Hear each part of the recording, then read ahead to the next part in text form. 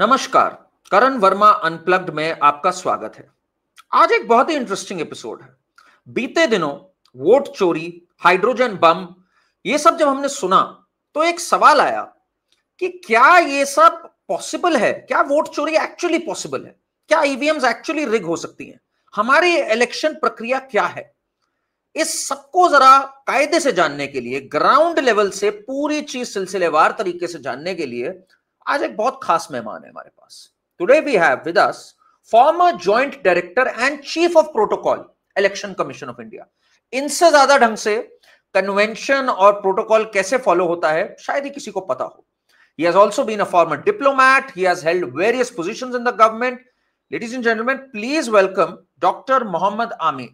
तो जैसा मैंने आपसे कहा, today joining us is the former director and chief of protocol, Election Commission of India, an accomplished diplomat, Mohammad आमीन साहब। सर, आपका बहुत बहुत स्वागत है। नमस्कार। नमस्कार। एंड मैंने जैसे अपने व्यूअर्स से अभी कहा कि ये जो पूरी वोट चोरी के बारे में जो एक बात बताई जा रही है, जड़ से सिलसिलेवार तरीके से, जो अभी प्रेस कॉन्फ्रेंस हुई जिसमें कहा गया एक हाइड्रोजन बम फट गया है, जरा उसके बारे में प्लीज हमारे दर्शकों को बताइए, बिकॉज आपने तो खुद ये काम किया है, देखा है, समझा है। तो please give us ring side view of what really happens. देखिए, जहां तक सवाल है, ये कहा जाता है वोट चोरी का, ये तो बिल्कुल संभव ही नहीं है करण साहब। जहां तक सवाल है वोट चोरी का, तो 0% है। हाँ, ये जरूर है कि वोटर लिस्ट में कभी चूंकि नाम जब ऐड किए जाते हैं और इलेक्शन हो रहा होता है, उस दौरान कोई शिफ्ट भी हो सकते हैं, कुछ लोग मर भी सकते हैं, तो 1-2% नामों को तो डिलीशन और एडिशन में माना जा सकता है। लेकिन आप देखेंगे कि इलेक्शन कमीशन ने ये फैसिलिटी दी है कि जब नॉमिनेशन हो रहा होता है, उससे 11 दिन 10 दिन पहले तक लोग अपने वोटर आईडी कार्ड रजिस्टर करा सकते हैं। जहाँ तक सवाल है डिलीशन का, वो संभव नहीं है, और एडिशन का वो भी संभव नहीं है। क्यों? क्योंकि क्या है कि आप लोग देखते हैं, जितने आपके दर्शक हैं देखने वाले, और आप लोगों को पता होना कि जो भी फॉर्म आप अपलोड करते हैं या आप देते हैं हमारे बीएलओज को, तो बीएलओज उसका रिसीट देते हैं साइन करके, नंबर 1। नंबर 2, जो आप इंटरनेट पे भरते हैं, तो जो आप भर देते हैं वो लोड हो जाता है।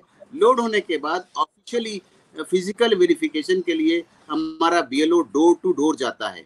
तो जब डोर टू डोर जाता है और तब वेरीफाई होने के बाद 1 हफ्ते के अंदर इंक्लूड होता है। फिर जहाँ तक सवाल कह रहे हैं कि उसको डिलीट कर दिया जाता है, तो डिलीशन में भी संभव नहीं है, क्योंकि इसके अंदर हमारा जब बीएलओ आपका फॉर्म लेता है या रिक्वेस्ट लेता है, उसके बाद जाता है आपके घर पे फिजिकल वेरिफिकेशन करने के लिए कि आप अपना वोटर आईडी कार्ड से नाम डिलीट कराना चाहते हैं या नहीं, या माइग्रेशन के लिए अगर जाते हैं तो माइग्रेशन के लिए आपको सर्टिफिकेट देता है AERO।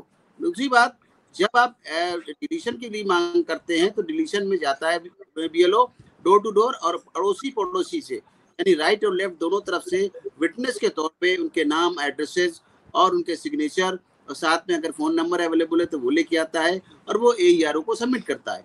AERO अगर समझता है कि इसमें उसकी आवश्यकता है, तो वोटर को बुलाया जाता है, उससे पूछा जाता है कि क्या कारण है। इसके इतनी लेंदी प्रोसीजर के बाद उसको सबमिट किया जाता है AERO को। AERO जो है तब वो उसको डिलीशन के लिए रिकमेंड करता है, वरना ऐसे पॉसिबल नहीं है कि किसी का वोट निकाल दिया जाए, किसी का वोट चोरी कर दिया जाए। जी जी, एक बात बताइए अमीन साहब, मैं जरा डेविल्स एडवोकेट प्ले करता हूं। ठीक, हम जरा सोचते हैं कि अगर मान लें एक सेकंड के लिए, जैसे राहुल गांधी ने कहा कि इनके पड़ोसी के अंकल ने इनका वोट डिलीट किया, ये आदमी है जिन्होंने इतने वोट डिलीट किए। पहले तो वो बाय द वे बोल रहे थे 6018 वोट डिलीट हो गए, फिर बोला वो डिलीशन से बच गए, हाँ 24 हुए। तो मुझे ये बताइए, अगर कोई मान लीजिए पूरा सिस्टम रिग हो, तब भी इसमें कहीं ना कहीं तो कोई चेक्स एंड बैलेंस होगा ना। मतलब मान लीजिए ये जो बीएलओ होते हैं ये तो सरकार की तरफ से होते हैं, जो बूथ लेवल ऑफिसर्स होते हैं। ठीक, मान लीजिए ऑफिसर्स मिले हुए हैं, एक सेकंड के लिए मैं बात सोच रहा हूं जरा कि कैसे हो सकता है ये। मान लीजिए ऑफिसर सरकार के इशारे पे काम कर रहा है उस राज्य में और वो डिलीशन में मदद कर रहा है, तो क्या वो भी इतनी पावर रखता है कि वो ऐसे डिलीट कर ले जाए बीएलओ? Is it possible? मैं बता रहा हूँ आपको, ये चीजें बहुत ही फैक्ट्स के बाद ही होती हैं और प्रमाण के साथ की जाती हैं। देखिए, इसीलिए आपने देखा होगा कि अब SIR हो रहा है।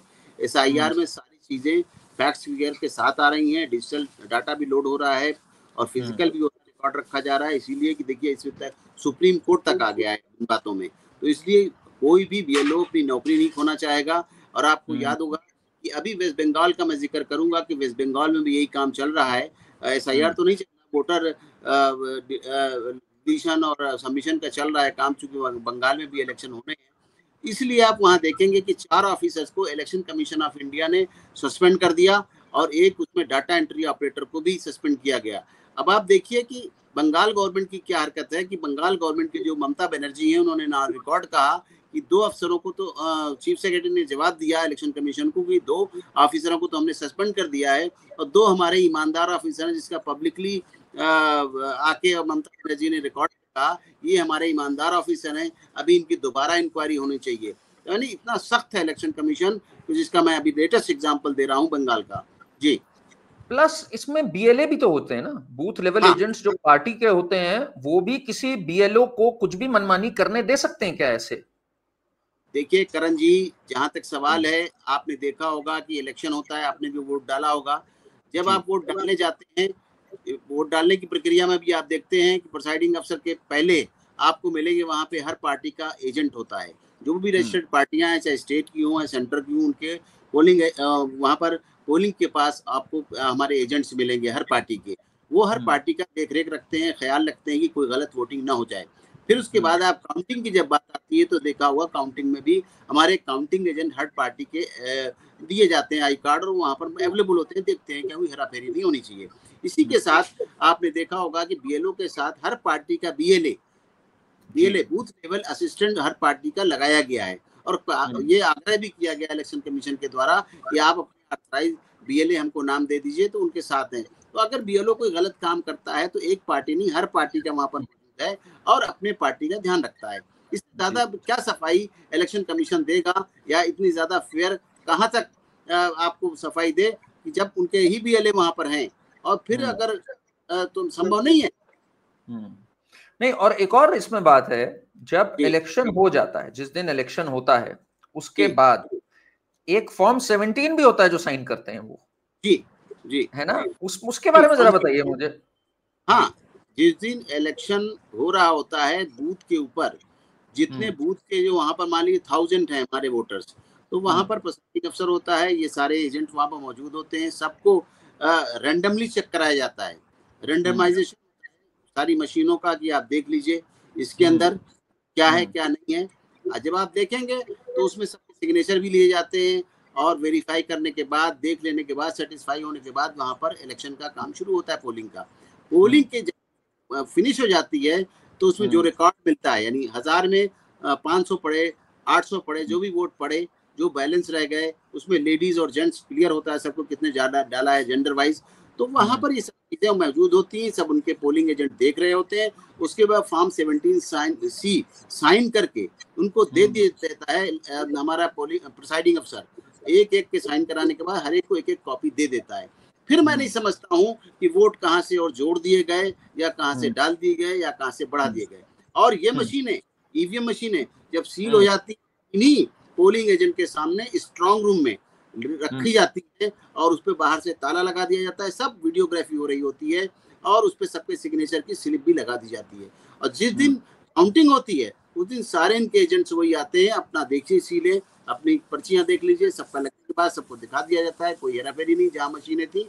उसके बाद स्ट्रांग रूम से ये लोग बाहर आते हैं, आके वहाँ बैठ जाते हैं। फिर स्टेप बाय स्टेप, यानी एक एक राउंड वाइज जो मशीनें हैं वहां से निकाली जाती हैं इन्हीं के प्रेजेंस में, और वहाँ काउंटिंग होती है। इतना फुल प्रूफ इलेक्शन कमीशन रखता है हिसाब किताब, उसके बावजूद अगर ये लोग कहते हैं तो मैं इसको कहता हूँ दुर्भाग्य इन लोगों का, ये गलत है, ऐसा संभव नहीं है। आपने उस दिन प्रेस कॉन्फ्रेंस तो देखी होगी अमीन साहब, जो राहुल गांधी की थी। क्या आपको as a former chief of protocol, what did you feel? आपको क्या लग रहा था? बिकॉज आप ये सब प्रोसेसेस को जानते हैं, आपके दिल में क्या इमोशंस चल रहे थे?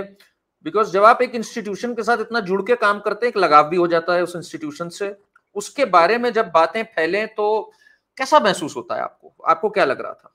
देखिए करण जी, मुझे बहुत अफसोस हुआ इस बात का कि एक जिसके खानदानी, जिनके दादी, फादर, मदर, सिस्टर और खुद भी कई बट्टम से एमपी रहे हूँ, और आज भी वो 2 जगह से जीत कर आए, वायनाड और रायबरेली से, अगर वो इस तरह का इलेक्शन कमीशन के ऊपर आरोप लगाते हैं तो देश का दुर्भाग्य, मैं कहूँगा उनकी नासमझी है।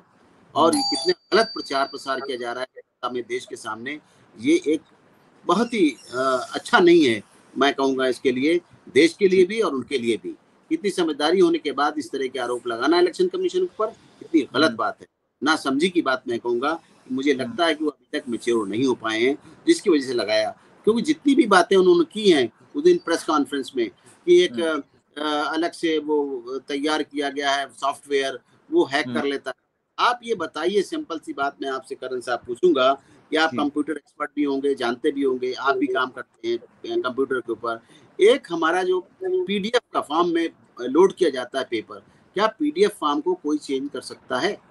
अगर पीडीएफ फॉर्म को कोई चेंज नहीं कर सकता, मैं कहता हूँ आप मेरा वोटर आईडी नहीं उड़ा सकते, कोई किसी का वोटर आईडी कार्ड नहीं उड़ा सकता और न लिस्ट से हटा सकता है।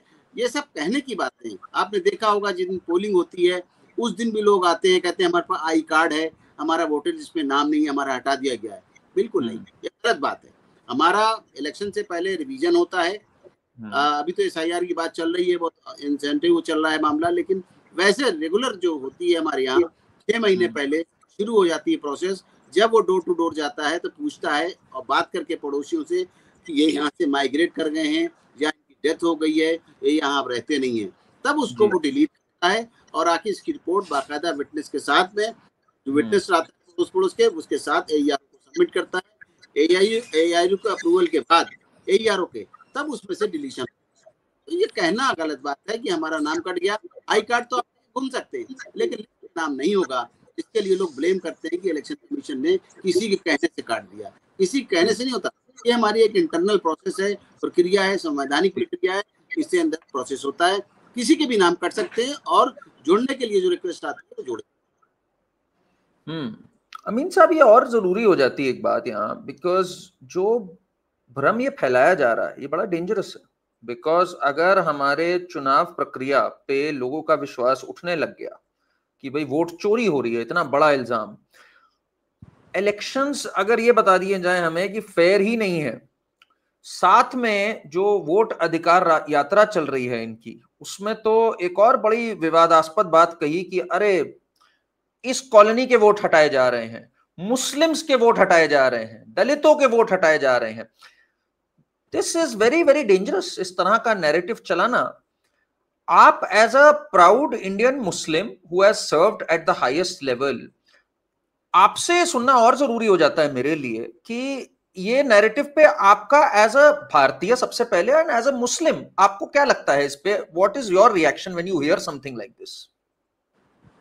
देखिए किरण जी, जहां तक सवाल है, डॉक्टर्स हुए और कई इसी तरह की संस्थाएं हैं जिनमें कभी डॉक्टर नहीं पूछता मरीज से। जब आता है मरीज इंजर्ड है या बीमार है, उससे कभी नहीं पूछता, इमीडिएटली उसका इलाज करता है। जो एक्सीडेंट किया हुआ है उसके बाद उसका नाम पूछा जाता है, डिटेल लिखे जाते हैं कि कहाँ से आया, क्या है, कैसे। उसका फर्ज बन जाता है डॉक्टर का मॉरली, उसका ट्रीटमेंट करे, उसकी जान बचाए। मैं नहीं समझ पा रहा हूँ कि मुझे भी इतना अरसा हो गया हिंदुस्तान के अंदर, बचपन से पला हूँ, आज 67 ईयर्स का हो रहा हूँ। काफ़ी संस्थाओं में मैंने काम भी किया, जिससे आप समझ सकते होंगे। गृह मंत्रालय में, विदेश मंत्रालय में रहा हूँ उससे पूर्व में, बाद में इलेक्शन कमीशन में आया। तो इलेक्शन कमीशन की जो प्रक्रिया देखी, मैंने कहीं नहीं पाया कि कहीं जात, धर्म या किसी की बात होती है। इससे कंटेस्ट में बताऊंगा आपको, एक मॉडल कोड ऑफ कंडक्ट होता है जो हर इलेक्शन से पहले हर पार्टी के स्टेक होल्डर्स को कमीशन बुलाता है डिस्कस करने के लिए। उसमें यही डिस्कस किया जाता है कि जब आप प्रचार करेंगे तो किसी जाति का विशेष का नाम नहीं लेंगे, किसी को पर्सनली क्रिटिसाइज नहीं करेंगे, किसी पे ब्लेम नहीं करेंगे। ये काम तो कमीशन पहले ही कर लेता है, उनसे फॉर्म भरवा लेता है कि आप क्या क्या हैं, क्या है आपकी स्थिति, किस है। ये सब चीजें पार्टी को बदनाम करने के लिए, अपने वोट को आकर्षित करने के लिए किसी तरह का आप व्यवहार वहां पर नहीं करेंगे, वरना आपके ऊपर कार्रवाई की जाएगी। आपने देखा होगा कि इलेक्शन कमीशन के पास जब कंप्लेंट्स आती हैं, चाहे वो आपके मीडिया के माध्यम से आए, चाहे वो कंप्लेंट करने वाले हों, चाहे हमारे ऑब्जर्वर्स होते हैं फील्ड में, वो अगर रिपोर्ट करते हैं तो उनको जो है बैन लगा दिया जाता है, प्रचार प्रसार के लिए उनको रोक दिया जाता है। और ये सब चीजें एक प्रक्रिया की जाती है इलेक्शन कमीशन की तरफ से। तो ये कहना इस तरह की बात कि वहाँ पे मुसलमानों के लिए, SC के लिए, ST के लिए, जो मैं सुन रहा था उनकी प्रेस कॉन्फ्रेंस में, ये आरोप निराधार हैं। कभी भी इस तरह से आप देखिए, कोई मशीन आइडेंटिफाई नहीं करती हमारे यहाँ, कोई हमारा BLO नहीं पूछता है। उसका काम है एक एरिया में पोलिंग बूथ को तैयार करना, और पोलिंग बूथ पे इलेक्शन आती टीम वो पूरे। और आप देखिए, सबसे बड़ी अच्छी बात है इलेक्शन कमीशन की कि इलेक्शन कमीशन वहाँ का लोकल कोई भी स्टाफ नहीं होता है जब पोलिंग हो रही होती है, चाहे वो आप हमारे मिलिट्री के देख लिए, चाहे पुलिस के लगिए, या देखिए जो भी वहाँ पर जरूरत होती है फोर्स लगाया जाता है, वो फोर्स बाहर का होता है, वो किसी को पहचानता भी नहीं है, वो जानता भी नहीं है कि वहाँ पे कोई लोकल SHO को जानता हूँ, इंस्पेक्टर को जानता हूँ। आउटर रिंग भी जो लोकल पुलिस का होता है, 3 साल पहले जो रह रहा है तो होता है, उसको भी चेंज कर दिया जाता है, वहाँ के लोकल ऑफिसर्स भी चेंज कर दिए जाते हैं। तो ये कैसे संभव है कि मैं कहूँ कि जात या इसके आधार पे किसी तरह का वहाँ पर ये व्यवहार किया जाता है लोगों के साथ में, उनके वोट काट दिए जाते हैं, ये झूठी बात है।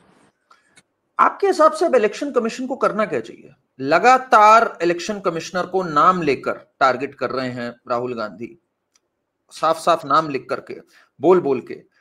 कुछ करना चाहिए इलेक्शन कमीशन को भी, या फिर बस सहते रहना चाहिए? आपका क्या इस पे टेक है?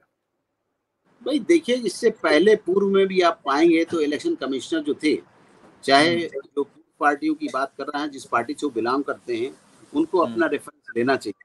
इसमें कहूँगा पूर्व मिस्टर MS गिल थे, जो उनके मेंबर पार्लियामेंट बने, इलेक्शन कमिश्नर थे, उसके बाद मेंबर पार्लियामेंट बने। उसके बाद तो उनकी क्या आइडियोलॉजी थी? उन्होंने जरूर फेवर किया होगा कांग्रेस को अगर देखा जाए, लेकिन ऐसा संभव नहीं है। लेकिन उन्होंने पुरस्कार के तौर पे देवी बनाया सेंटर में। आप देखिए नवीन चावला जी के लिए, तो आप देखिए उनके लिए तो ये कहा गया था कि इनको यहाँ से हटा देना चाहिए। गोपाला स्वामी थे हमारे चीफ इलेक्शन कमिश्नर, उन्होंने चाहा था कि इनको यहाँ से हटा दिया, रिकमेंड किया था।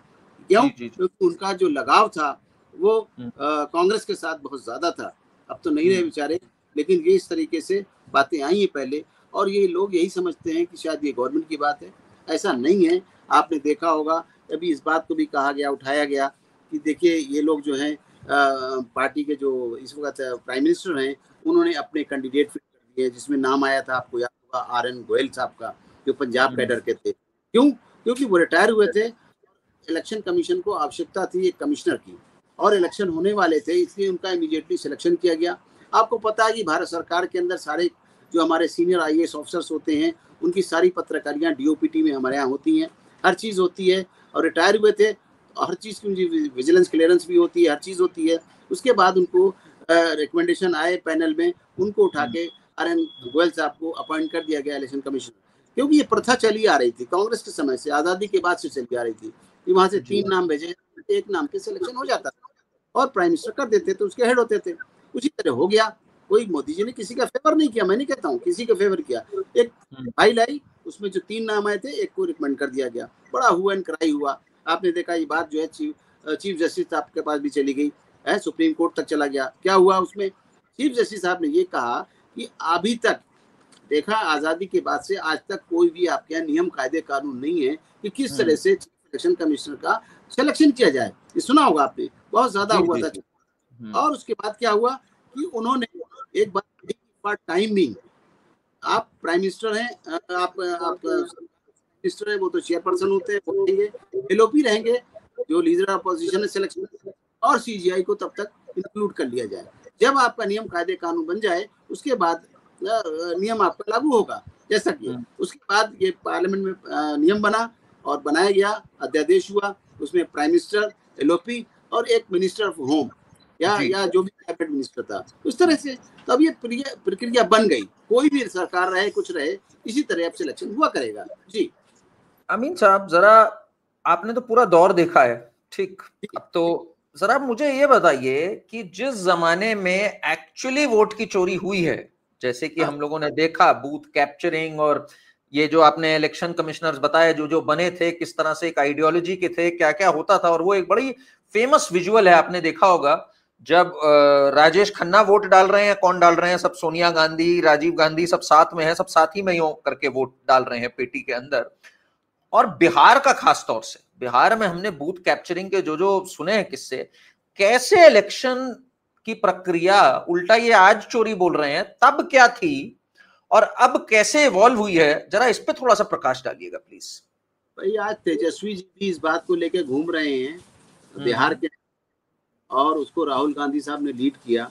आप देखिए वोट चोरी ही कहा गया है, वोट चोर की बात की, गवर्नमेंट को बदनाम कर रहे हैं, इवन प्राइम मिनिस्टर को भी इंक्लूड कर रहे हैं। अच्छा नहीं है, ये सारी न्यूज विदेशों में भी जाती है। हमारे देश के ऑनरेबल प्राइम मिनिस्टर हैं, प्राइम मिनिस्टर तो प्राइम मिनिस्टर होते हैं। इस तरह की बातें की जा रही हैं, चाहे वो इलेक्शन कमीशन के लिए, प्राइम मिनिस्टर ऑफ इंडिया के लिए, गलत है। आप देखिए, मैं रेफरेंस दूंगा आपको, हमारे के.जे. राव होते थे, उनकी एक बुक है। के.जे. राव साहब जो सेक्रेटरी थे, उनको उस वक्त लगाया गया था बिहार में, और बिहार में वो गए थे। उसी के बाद लालू साहब की जो है पार्टी चली गई और वो अपोजिशन में चले गए। आप देखेंगे कि उस वक्त भी लालू खुद थे उस वक्त सीएम, उन्होंने आरोप लगाया था हमारे के.जे. राव पे कि करप्ट आदमी है, जबकि वो बेचारा डोर टू डोर हमारा ऑफिसर गया और एक एक वोटर वेरिफिकेशन का काम करके आए, देख के आए और सबमिट किया। सबमिट करने के बाद सारा रिवीजन देखा गया और उसमें करेक्शन किए गए। और ये जो बूथ लूटने का है, आज भी रिकॉर्ड में मौजूद है, टीवी में, आपके प्रेस में, सभी मीडिया में रिकॉर्ड होंगे मौजूद। आर्काइव में निकाल के देख लीजिए कि किस तरह से बूथ चोरी होती थी। आज अपोजिशन डिमांड करता है कि ये बूथ, ये जो है वो बैलेट वोट से होना चाहिए। बैलेट से क्यों होना चाहिए, अब आपको भी एक्सप्लेन बता देता हूँ मैं। बैलेट से इसलिए चाहते हैं कि शाम की टाइम जब क्लोजिंग हो रहा होता है वोट का, उस वक्त ये आधे घंटे कभी अगर इनको मिल जाएंगे तो ये ठप्पे से लगा के 1000 से 2000 वोट आधे घंटे में डाल देंगे, 15 मिनट में भी 1000 डाल देंगे, तो ठप्पे मारने सीधा सीधा। अब प्रॉब्लम क्या है, ठप ठप ठप अपने लोग लेके घुसे बूथ में, कैप्चर किया, ठप ठप ठप डाला, पेटी में घुसेड़ दिया और पार्टी डाल दिया। अब प्रॉब्लम क्या है कि वहां पे अब मशीनें हैं, ईवीएम, जिसका कि बखेड़ा किया गया, अब तक सुप्रीम कोर्ट तक गया। जबकि देखिए, जब भी ईवीएम शुरू की गई, सारे लोगों से बात की गई, स्टेक होल्डर से, इलेक्शन कमीशन ने पूछा, बताया, समझाया, उसके बाद ये लागू हुई 2004।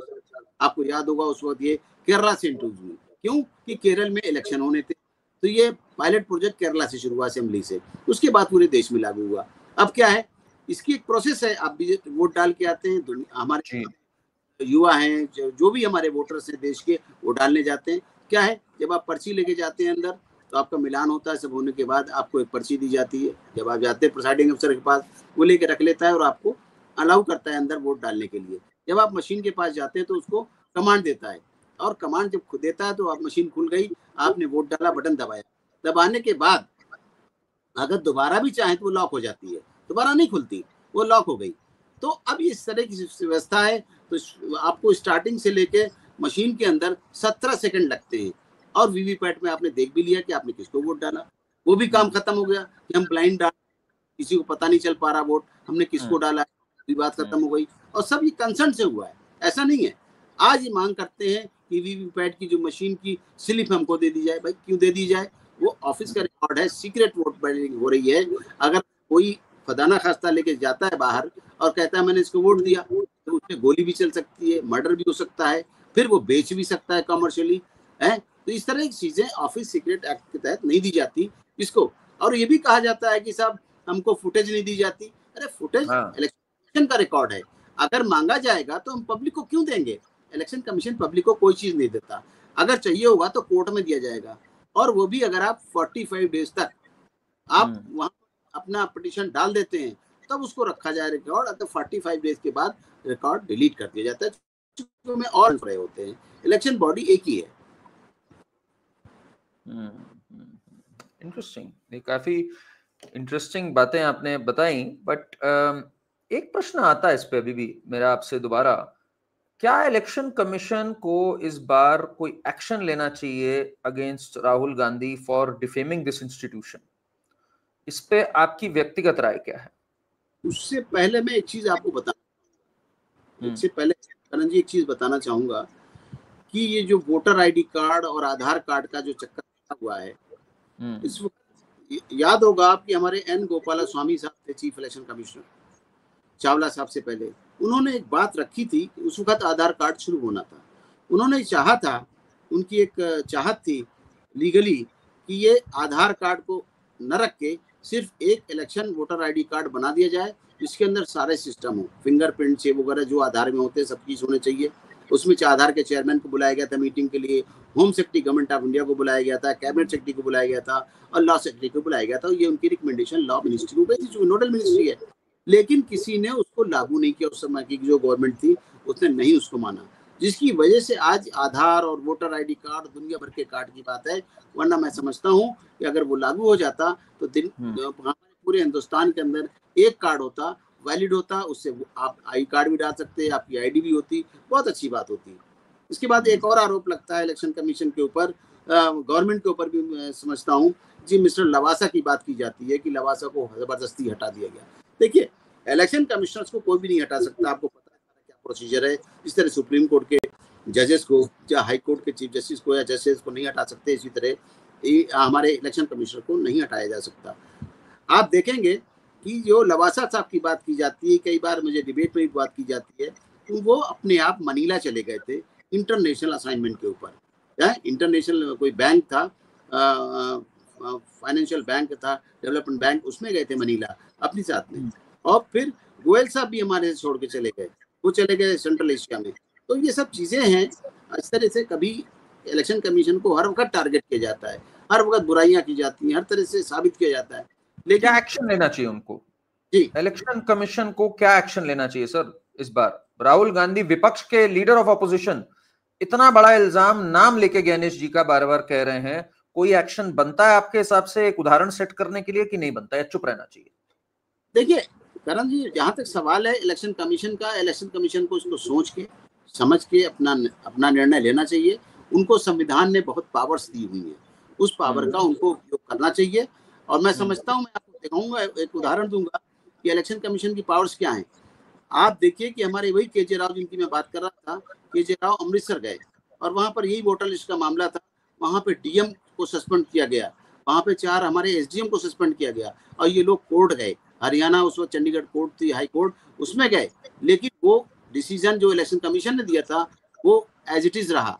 यानी ये समझिए कि हमारे यहाँ किसी सीनियर ऑफिसर को भी, चाहे वो कितना बड़ा ब्यूरोक्रेट हो, नहीं छोड़ा जाता इस एक्शन के मामले में। तो मैं समझता हूँ कि इलेक्शन कमीशन को इस पे लेना चाहिए और उसके साथ में इसकी अगर जांच हो सकती है तो जांच भी कराई जाए, जांच करा के और सुओ मोटो जांच करा के जो भी एक्शन बनता है, चाहे वो उसके खिलाफ बनता है अधिकारी के, उसकी गलती है या किसी पॉलिटिशियन की गलती है, उसको दंडित किया जाना चाहिए।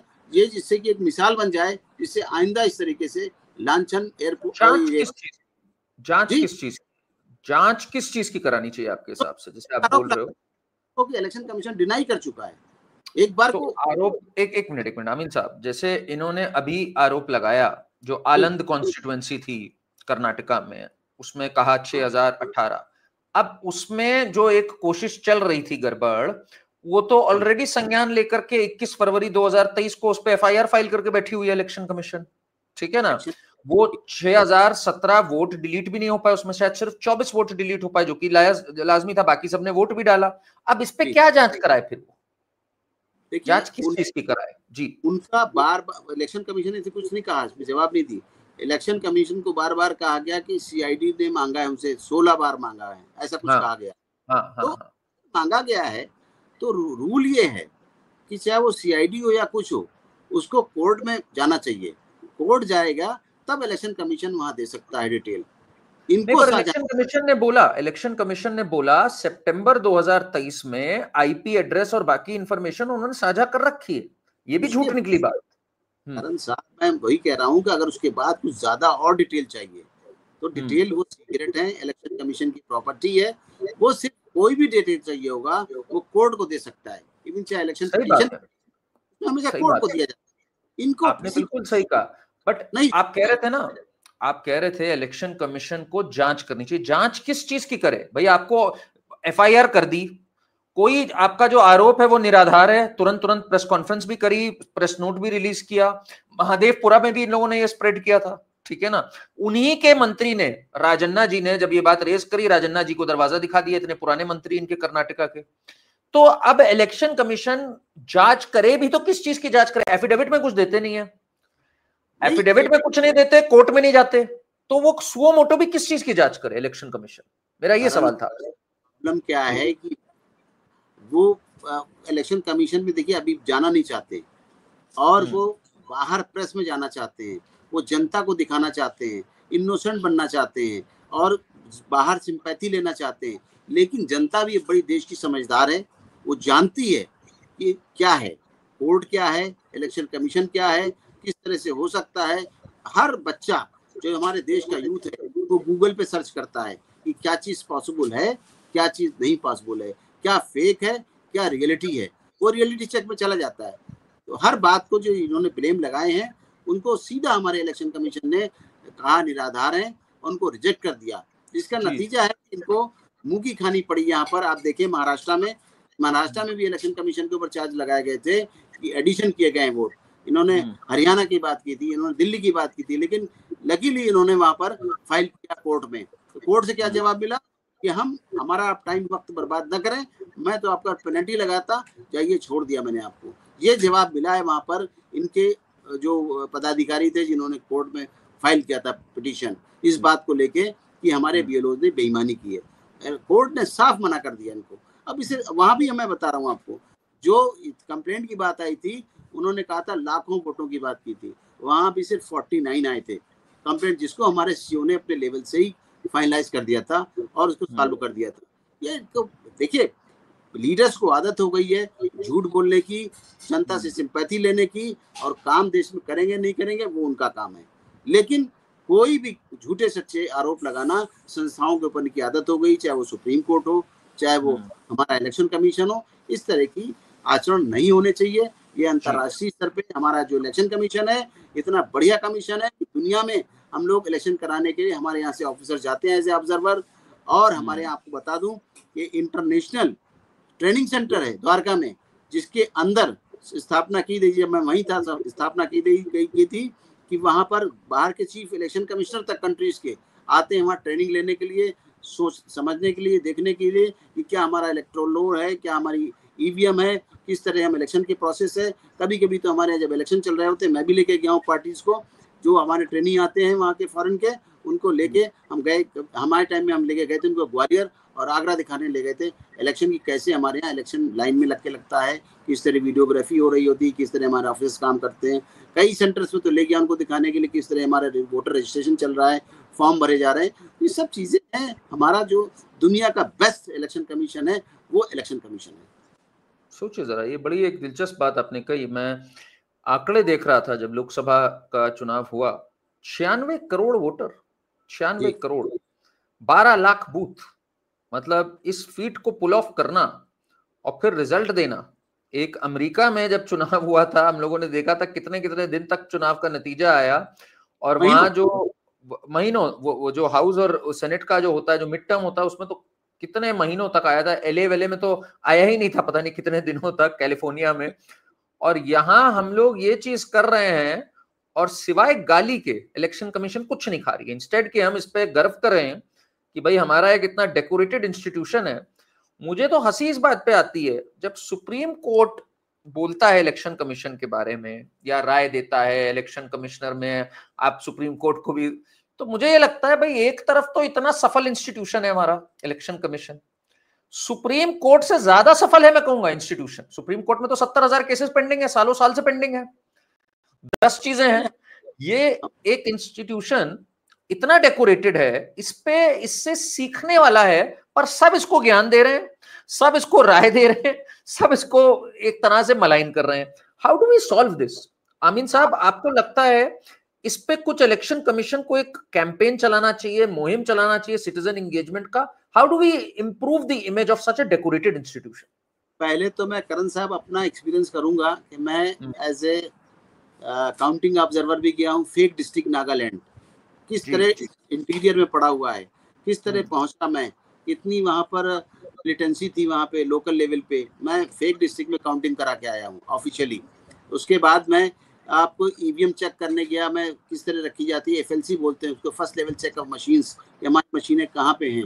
मैं कावारती किया था, लक्षद्वीप किस तरह से पहुंचा हूँ मैं, किस तरह मोड हमने किया। यहाँ से प्लेन में गया कोची तक, कोची के बाद फिर छोटा प्लेन लिया, फिर अगाती तक गया, अगाती से फिर मैंने 7 मिनट की फ्लाइट है हेलीकॉप्टर की, उसमें गया, किन कंडीशंस में हम गए वहां पर। और तीसरा मैं एक्सपीरियंस बताऊंगा कि मैं गया था इसी तरह से एफएलसी के लिए और वोटर लिस्ट के लिए अयोध्या भी गया था बाराबंकी, उससे पहले मैं यहाँ गया था टेहरी सीट पे, जहाँ बाई इलेक्शन हो रहे थे उस वक्त, तो मैं गया था वहां पर। तो आप समझिए टेहरी के ऊपर जो उत्तरकाशी था वहाँ बादल फट गया था, मैं वहां नहीं जा सका, टेहरी से मुझे लौटना पड़ा। क्या कंडीशन थी कि मैं देहरादून से मसूरी होता हुआ चकराता गया, हमारी गाड़ी सैकड़ों मीटर गिर जाती नीचे, पूरा रोड भी नहीं था। इन कंडीशंस में हम लोग कराते हैं, चाहे बादल फटे, चाहे आप देखिए समंदर हो, आप देखिए चाहे बारिश हो रही हो, चाहे हमारे यहाँ बादल पड़ रहे हो, चाहे वो बर्फ पड़ रही हो, हर कंडीशन में, रेत है, गर्मी है, हर कंडीशन में इलेक्शन कमीशन चुनाव कराता है। इसको तो अप्रिशिएट करना चाहिए। जहां तक सवाल है पब्लिसिटी का, समय समय पर इलेक्शन कमीशन, हमारा एक स्वीप सेक्शन है जो हमेशा पब्लिसिटी देता रहता है। आपने देखा होगा कि किस तरीके से पब्लिसिटी दी जाती है, क्या कोशिश की जाती है, अफसरों को ट्रेनिंग दी जाती है किसी तरह की गलती ना करें। हमारे जो BLOs की ट्रेनिंग होती है, हमारे EROs की भी होती है, हमारे DOs की भी होती है, जो हमारे IAS अफसर हैं उनको भी बुलाया जाता है, डिस्ट्रिक्ट कलेक्टर्स को, उनको भी बताया जाता है, समझाया जाता है, मशीन से लेकर एक एक चीज़ें बताई जाती है। इसलिए कहीं भी कोई गलती करने का सवाल है। हाँ, ह्यूमन है, 1-8% हो जाता है कहीं भी, जैसे वोटर लिस्ट में है, अब भाई उन्होंने सबमिट की, लेकिन इलेक्शन से पहले कहीं डेथ हो गई या कहीं माइग्रेट कर गया, बहुत सी चीजें हैं। एक सवाल आया, एक सवाल आया अमीन साहब, जैसे तेलंगाना में इलेक्शंस थे, करीब 22 लाख वोटर डिलीट हुए, वो बिकॉज डिसीज थे, कुछ रिलोकेट कर गए थे। अभी SIR भी जो हुआ बिहार में, उसमें भी लाखों वोटर आए। तो एक सवाल अक्सर आता है कि इतने लाखों लाख वोटर का जो रोल हुआ, जैसे अभी लोकसभा का जब चुनाव हुआ बिहार में, तो उसी वोटर रोल पे हुआ जो था। अब इतने डिसीज जिसमें से हट गए, इतने ये हो गए, तो ये SIR का जो प्रोविजन है या ये जो कांस्टेंट रिवीजन है, ये और ऑफन नहीं होना चाहिए, बिकॉज एक साथ 22 लाख वोटर हटते हैं कहीं से, तो एक आंखें उठती हैं कि भाई ये क्या हो गया। तेलंगाना में 22 लाख वोटर हटे, हालांकि कांग्रेस जीती है वहां पर।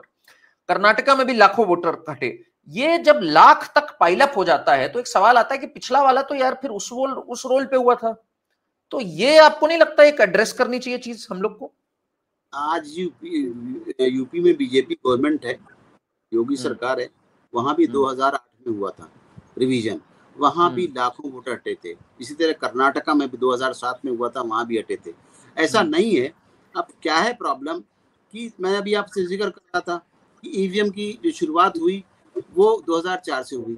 उससे पहले जो हमारा पायलट प्रोजेक्ट है वो केरला से शुरू किया गया EVM का। तो अब लोग कहते हैं कि भाई वहां से क्यों शुरू किया गया है।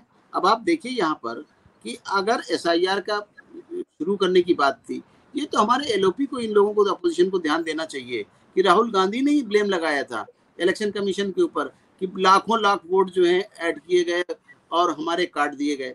तो जब SIR का डिसीजन लिया इलेक्शन कमीशन ने, वो सामने बिहार था।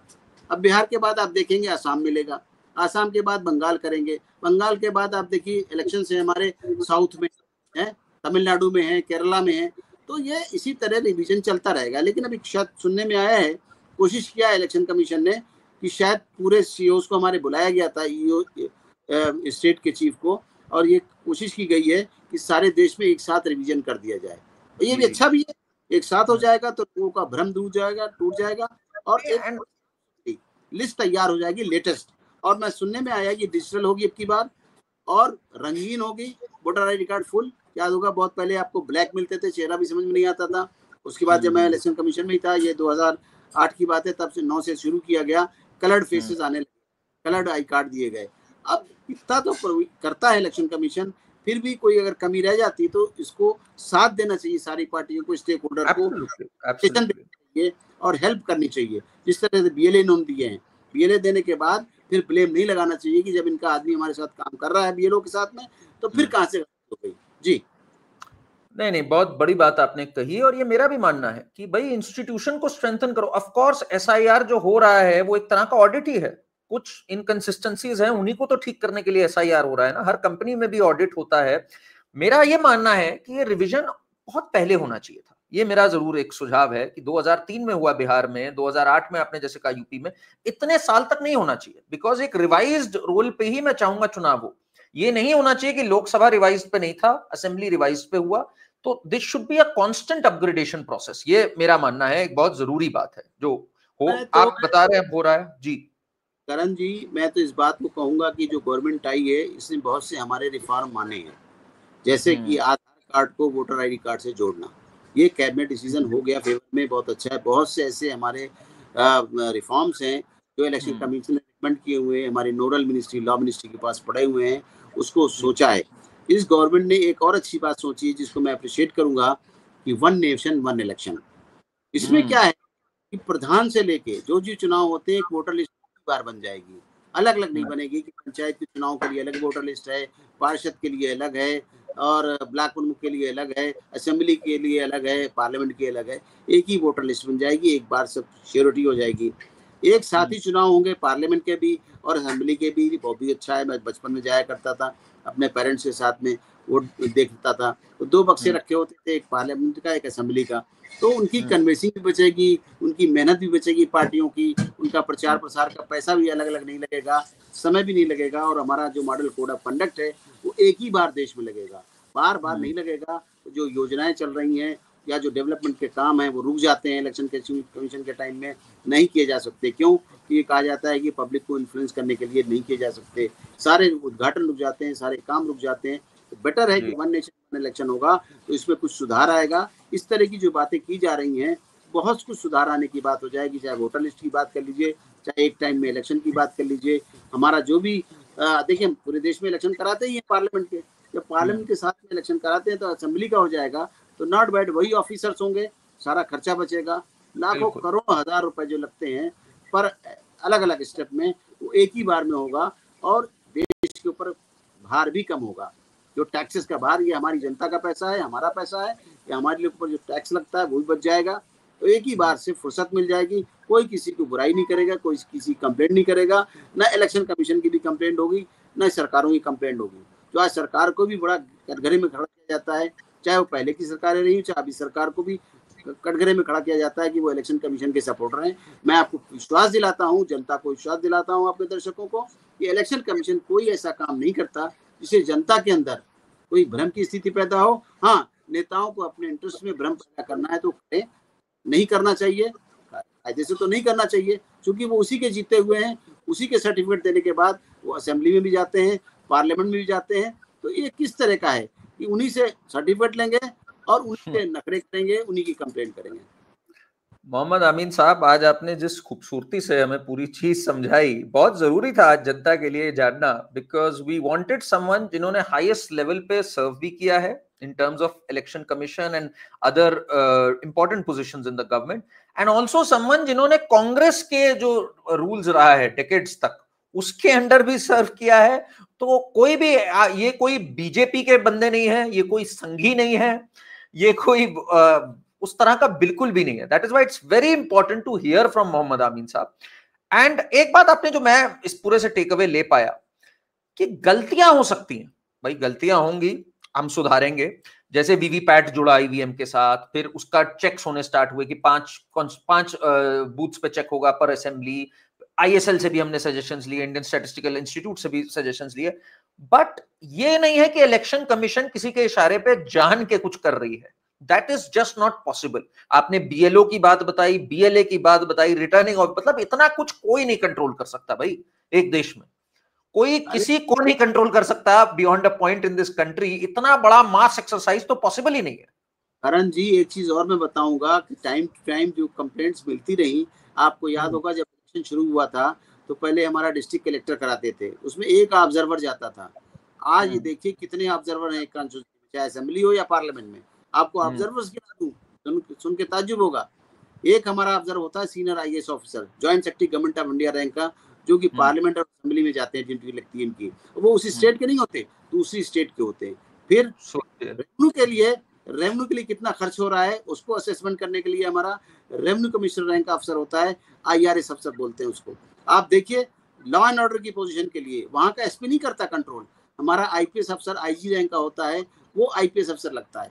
और तो और आप लोगों की, प्रेस वालों की, पब्लिसिटी की सब जांच करने के लिए हमारे यहाँ पीआईबी का एक ऑफिसर होता है, इंफॉर्मेशन अफसर बोलते हैं उसको, वो लगाया जाता है। वहां का कोई भी लोकल पैराफिलियर वहां पे नहीं काम कर रहा होता, सब बाहर के होते हैं, कोई किसी के कंट्रोल में नहीं होता, फ्रीली काम करते हैं। और सबके नंबर और कहाँ पर ठहरे हुए हैं, काम के क्या नंबर्स हैं, सारे पब्लिक को दिए जाते हैं कि कभी किसी को कंप्लेन करनी है, कोई सजेशन लेना है, कोई बात करनी है, तो हमारे ऑब्जर्वर से फ्रीली बात कर सकते हैं, फोन पे कंप्लेन कर सकते हैं। हमारा 24 घंटे इलेक्शन के टाइम में कंट्रोल रूम खुला होता है, स्टेट का भी, सेंटर का भी। वहाँ के ईमेल नंबर होते हैं, वहाँ के नंबर होते हैं, फैक्स होते हैं, हर चीज अवेलेबल है कि आप कंप्लेन कर सकते हैं। फिर भी इस तरह की कंप्लेन मिलती है, मुझे बड़ा दुख होता है कि इलेक्शन कमीशन इतना अच्छा काम कर रहा है, उसको इस तरह टारगेट करना देश हित में उचित नहीं है। बहुत बहुत धन्यवाद मोहम्मद अमीन साहब, आपके जैसी प्रखर आवाजों को और बल मिले, बहुत जरूरी था आपका आकर ये बोलना। और मैं चाहता हूं जितने लोग सुन रहे हैं इससे समझें, सीखें। बहुत फुल प्रूफ सिस्टम है, उसमें गलतियां हो सकती है, मैं हमेशा कहा, बट अनफेयर नहीं हो सकता, वो बायस्ड नहीं हो सकता। जैसे इन्होंने बताया, इतने अफसर अलग अलग जगह से आ रहे हैं, डेप्यूटेशन पे आ रहे हैं, you can't control them all. इसलिए ये जो वोट चोरी है ये एक बेबुनियाद बात है, झूठ है। आपका vote is still sacred and believe in our institutions, of course come up with suggestions to strengthen it, but इसमें हमारे जो इंस्टीट्यूशंस है दे आर सैक्रोसेंट, इसमें कोई दो राय नहीं है। हमें कमेंट्स करके बताइए आपको ये एपिसोड कैसा लगा। अमीन साहब बहुत बहुत धन्यवाद आपका हमारे साथ जुड़ने के लिए। चैनल को सब्सक्राइब करिए एंड कोई भी सवाल हो तो प्लीज हमें कमेंट्स में लिखिएगा, हम अमीन साहब से जरूर रिक्वेस्ट करेंगे एक बार उनका जवाब लेने के लिए। जरूर जरूर। Thank you so much.